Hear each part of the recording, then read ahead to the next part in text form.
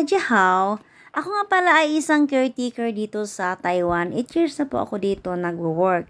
Sa 8 years ko po, hindi pa rin ako magaling mag-Mandarin. So, meron kasing online class.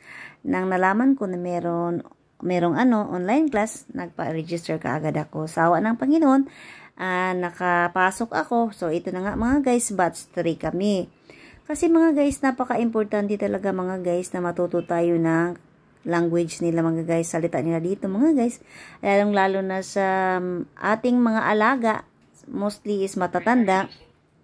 Ang matatanda dito mga guys ay hindi sila marunong mag-English. So, tayo na lang talaga ang mag-adjust. Hindi katulad sa atin na kung baluktot yung English nila ay maintindihan natin. Pero sila hindi. So, napakahirap.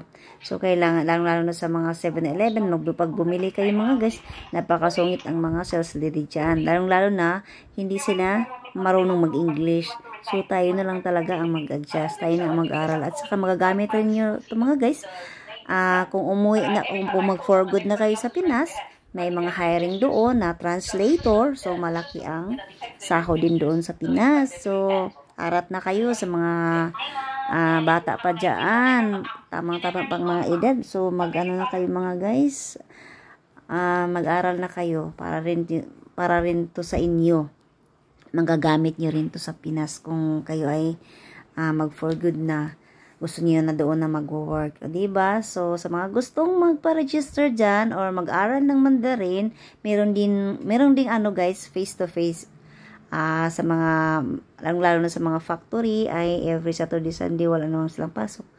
Pero meron din naman sa mga caretaker guys, pwede naman every other, yata yun, Sunday. So, arat na mga guys, sa mga gustong matuto ng Mandarin, pa-register na kayo, babo.